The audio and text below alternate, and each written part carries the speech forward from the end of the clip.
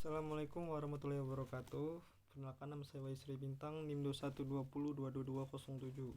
Di sini saya akan menjawab mengenai soal ujian akhir semester.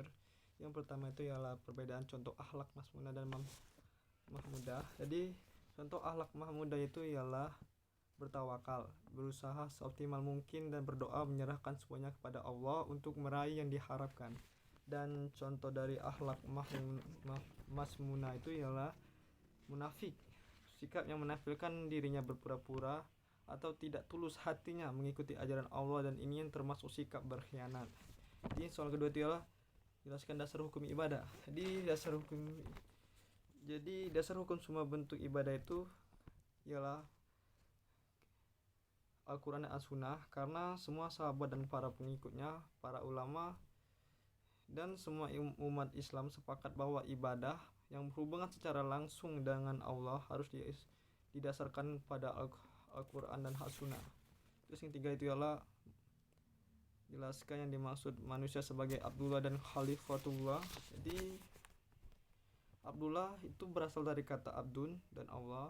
Abdun berarti hamba Allah. Dalam bahasa Arab, Abdun dikenakan kepada setiap manusia merelakan atau menggadaikan kebiasaannya kepada sesuatu.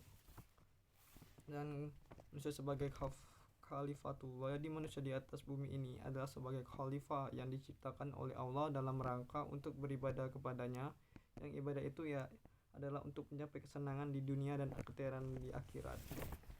Terus yang empat itulah sebutkan dan jelaskan pengertian contoh-contoh muamalah. Jadi contoh muamalah itu ialah jadi muamalah adalah hukum syara yang berkaitan dengan urusan dunia dan kehidupan manusia seperti jual beli. Jadi contoh dari muamalah itu ialah pada saat melakukan kegiatan transaksi seperti jual beli, melakukan upah dan sewa menyewa. Kegiatan ini bisa dilakukan pada kegiatan permodalan. Dan contoh dalam kegiatan sehari-hari itu seperti meliputi interaksi hidup, bertetangga atau berteman. Soal selanjutnya adalah menurut pendapat saya mengenai jelaskan hubungan antara akhlak dan ibadah juga.